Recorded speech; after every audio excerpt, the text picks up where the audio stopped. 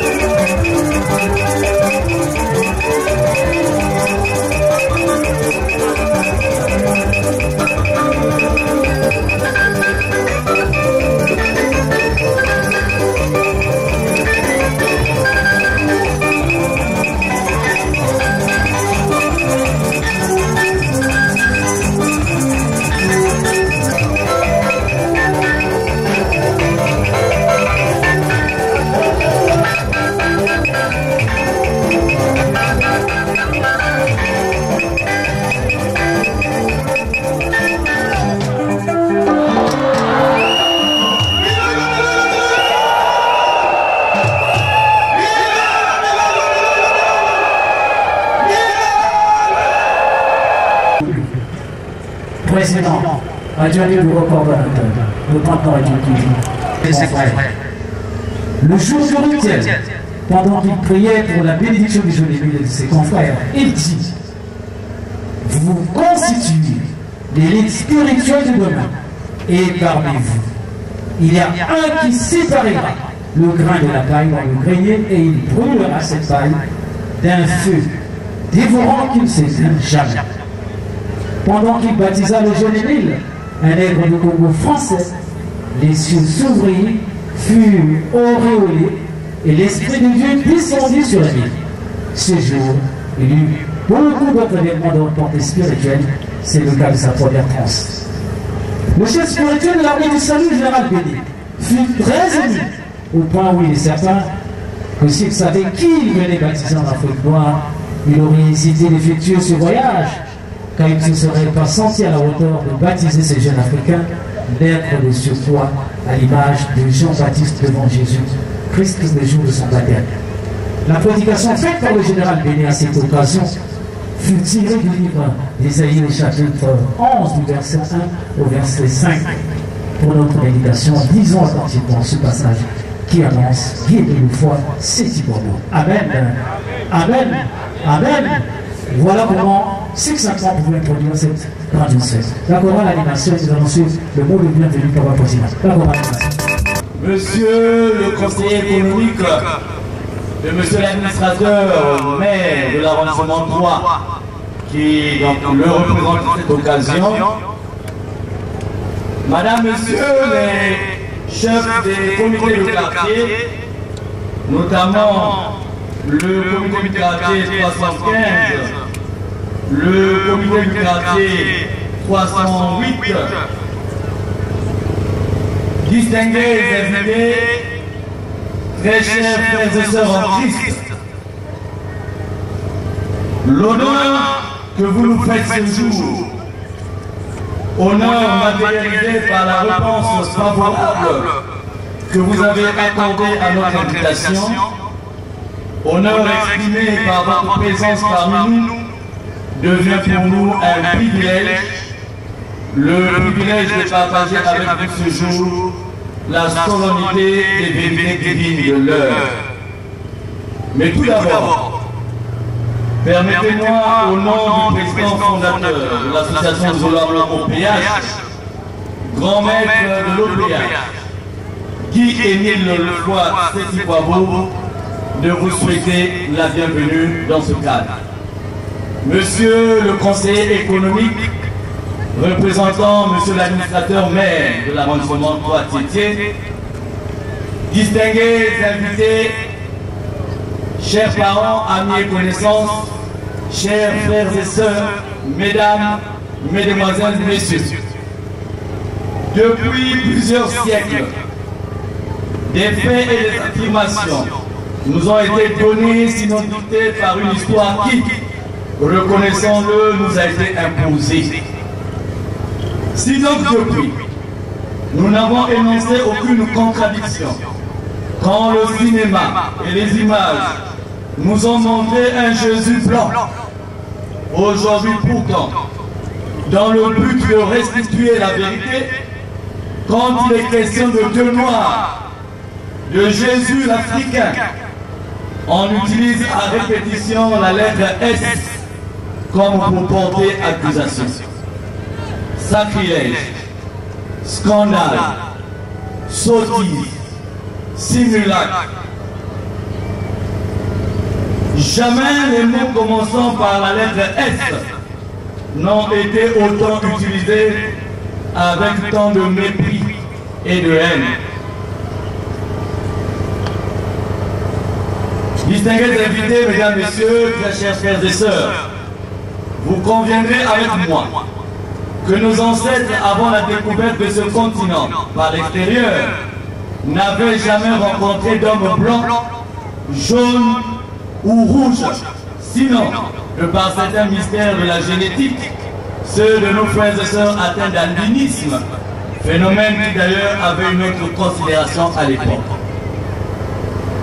Vous conviendrez également avec moi que nos mêmes ancêtres, au-delà des clichés d'albinisme, de fétichisme, croyaient qu'en un Dieu, tout au moins à un être supérieur, le nous avions pour nous. D'après vous, eux qui n'avaient jamais vu d'être d'une autre couleur, quelle couleur donnait-il à ce Dieu qu'ils vénéraient? Évidemment, chaque fois que nous posons cette interrogation, on entend dire par-ci et par-là la conception selon laquelle Dieu est esprit et non chair. Or, mesdames, messieurs, distingués invités, très chers frères et sœurs, la Bible, le livre saint, balaie d'un revers de la main toutes ces incongruités intellectuelles. En effet, les prédicateurs vous le diront avec beaucoup plus de précision tout à l'heure. Dieu ne dit-il pas, créons l'homme à notre ressemblance. Nous sommes donc la ressemblance de Dieu. À bien voir, j'ai en face de moi, non pas des esprits, mais des êtres humains en chair et en os qui sont la ressemblance de Dieu. L'être humain est donc la ressemblance de Dieu, ce qui n'est pas le cas du lièvre, de la carpe, du moineau ou de la cigale. Sur l'origine de la création, le monde entier est d'accord aujourd'hui pour reconnaître et confirmer l'Afrique comme étant le berceau de l'humanité. Ce qui nous ramène à une équation simple suivante. L'homme est la ressemblance de Dieu, la Bible le confirme. L'Afrique est le berceau de l'humanité, toute l'humanité le confirme. Le premier homme, qui est la ressemblance de Dieu, est donc africain. Si Mikungi est la ressemblance de Tati, créée à son image, Mikungi est noir, quelle est donc la couleur de Tati? Distingués invités, mesdames, messieurs, les Africains et les Noirs en général, pour avoir été éloignés de ces évidences, ont toujours été relégués à la dernière place. Lobi Zoba. Aujourd'hui, Dieu nous révèle ces vérités à travers son envoyé, son missionnaire, Guy-Émile Louvois-Setikwabo. La révolution spirituelle est en marche, car nous sommes en présence d'une revendication légale et légitime. Loin de nous toute idée de chosifier Dieu.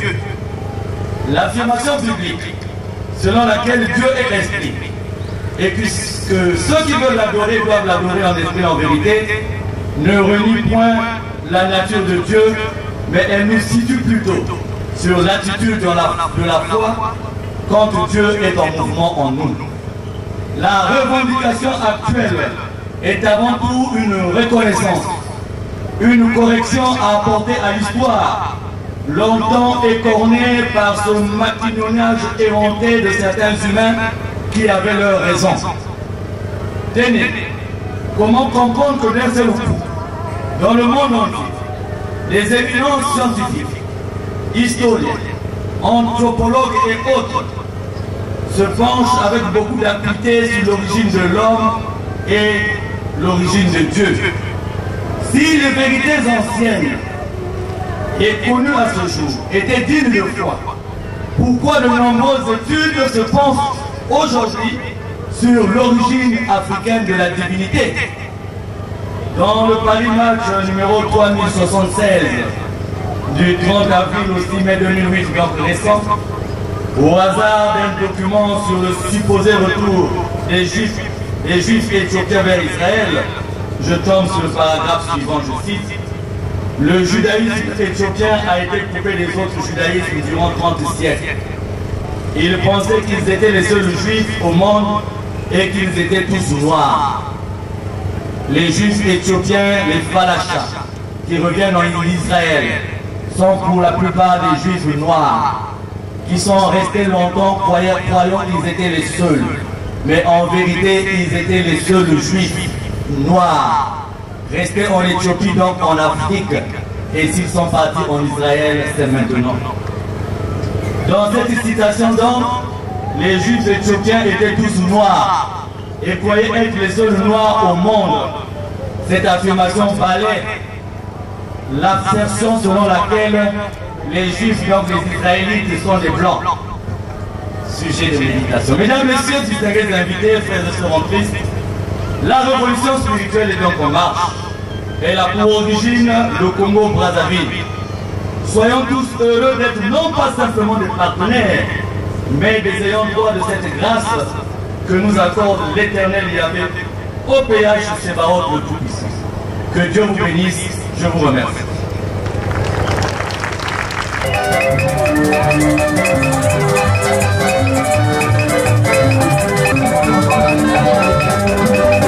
Oui, parfaitement, c'est donc dans ce concert de Somme de l'amour que continuent à nous arriver les nombreux invités.